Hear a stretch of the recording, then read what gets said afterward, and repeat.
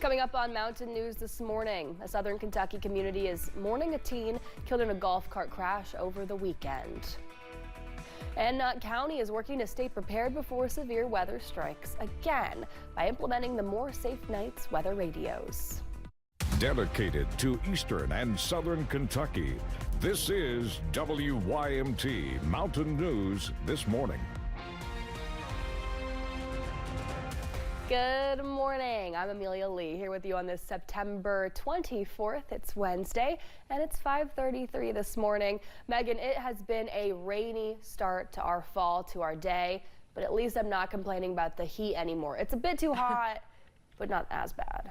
See, but now we're going to transition quickly from Amelia complaining about hot temperatures to me complaining about cold temperatures in the morning. So you're really going to have an issue with the two of us the next couple of days with these fluctuating temperatures. But here's what you need to know. We're seeing a mixture of the 60s this morning, mid to upper 60s, even seeing that 70-degree mark in Monticello and Somerset this afternoon.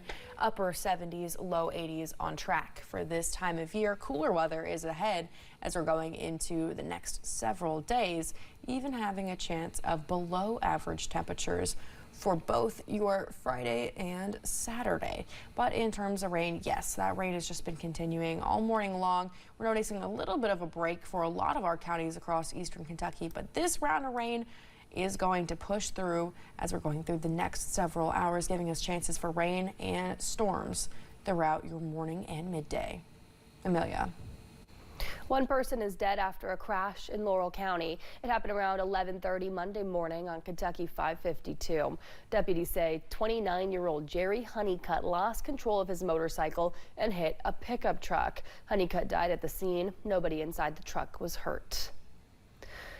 A southern Kentucky community is mourning a teen killed in a golf cart crash over the weekend. That crash happened in Lincoln County. 13-year-old Dawson Rapp was killed when the golf cart he was riding skidded off the roadway and overturned. The 16-year-old driving the golf cart was injured. Investigators say speed did play a factor in this deadly crash.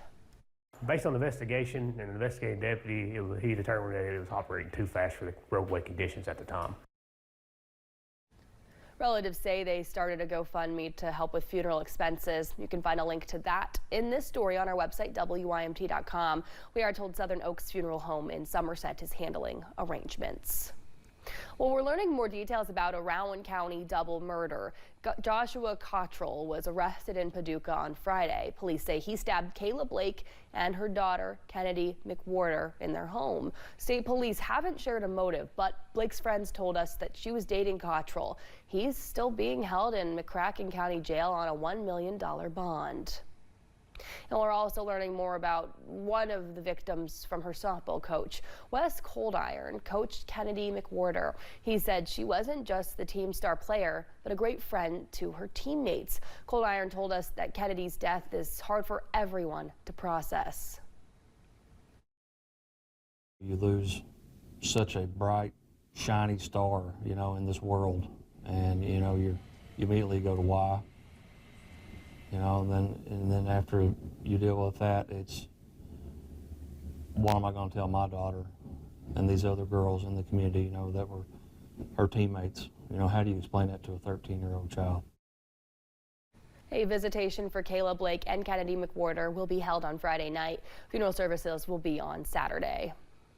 Well, a civil lawsuit in Letcher County is moving forward. The lawsuit accusing a former deputy sheriff of sexual coercion in exchange for legal favors as a familiar party. In 2022, a woman accused a former court security officer for the sheriff's office, Ben Fields, of coercing her into having sex with him in exchange for waiving the fee of her home incarceration ankle monitor. Former Letcher County Sheriff Mickey Steins is said to have given some tense testimony in the suit against Fields days before the shooting. Well, Pikeville VFW Post 3769 is trying to connect with veterans in the area while working to give them the important information they need. WYMT's Buddy Forbes gives us a look at yesterday's event devoted to just that.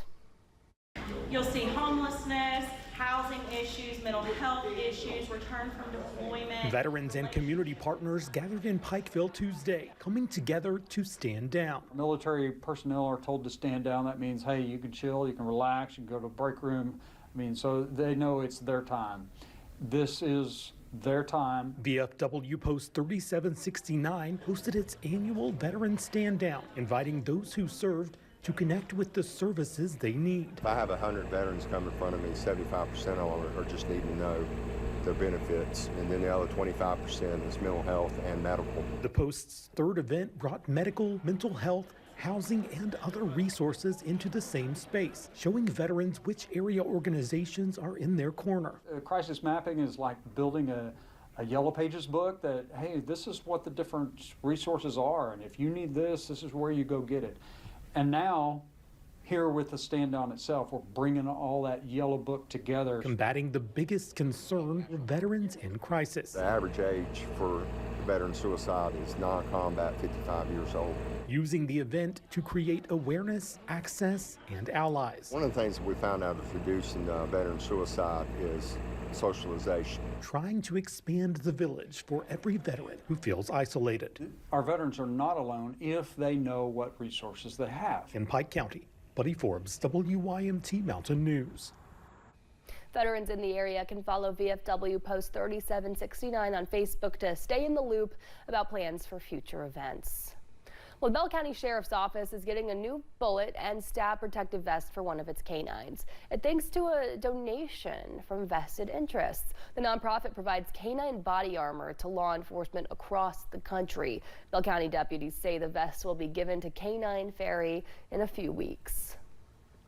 Well, the Letcher County Airport Board has secured more than $2 million from the FAA to design a new airfield in Isom. The project has been in the works since 2004, and board leaders say the design will help lay the foundation for a modern facility that can boost transportation, economic development, and tourism.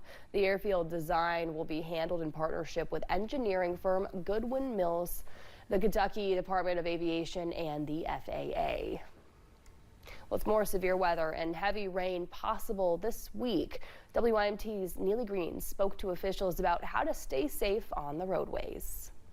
Meteorologists at the National Weather Service at Jackson are expecting the region to see more strong to severe storms this week. As the system kind of moves closer to us responsible for all this, may have some training storms, so storms that are passing repeatedly over the same location. That could lead to some isolated flooding issues. With stormy weather expected, it is good to keep some safety tips in mind, especially on the road. We're in fall now, so we have leaves coming down. A lot of times that can adhere to the road surface, kind of make the roads a little extra slick when there's decent rain coming down. So just kind of be aware of that. Trooper Matt Gayhart says when road conditions are wet, you need to slow down and stay buckled up. A lot of times we get slippery surface of the roadway. We do see our collisions go up, unfortunately. So people need to adjust their speed and make sure that there's vehicles in good working order, good tires. Gayhart says having good habits while on the road will help keep everyone safe. It's important that we also generally use good safety habits as far as not driving distracted when visible conditions are poor. It takes longer for us to react to potential hazards approaching us, so keeping the phones down, buckling up, keep us safe. It is also important to remember if flooding is happening, to turn around, don't drown. In Perry County, Neely Green, WYMT Mountain News. For the latest news and weather updates, you can download the free WYMT News app and weather apps. Well, Knott County is working to stay prepared before severe weather strikes again. Knott County Emergency Management Director James Sandlin says they're implementing the More Safe Nights weather radios to alert folks who are deaf and hard of hearing. Sandlin says it's important for people to be proactive when it comes to weather events instead of reactive. It's a first come, first serve. They started with 700 radios, and then when I spoke to Director Gibson this morning, a private company or individual donated another 750 more. So they've got close to 1,500 of these radios for people in the Commonwealth to give out. Knott County also established an early warning system at the Mine-Made Adventure Park and is certified as a storm-ready county by the National Weather Service. WYMT is teaming up with Kentucky Power again this fall to power up the pantry. The event is in support of God's Pantry and Facing Hunger food banks. This Thursday, you can donate non-perishable food items at the Pikeville and Hazard Walmart from 8 until 5. There are also 2 donation locations in Ashland. Well, are you a high school senior in Eastern Kentucky? If you are, the deadline to apply for the WYMT Food City Mountain Classic Scholarship is this Friday. Remember, all applications must be submitted by your school's guidance counselor. For more information about scholarship requirements and to download an application, you can visit our website, WYMT.com. Now 5:43, Ben Stiller is launching his own soda line. That and more in today's IN Entertainment Report. And we're continuing to track storms across Eastern Kentucky.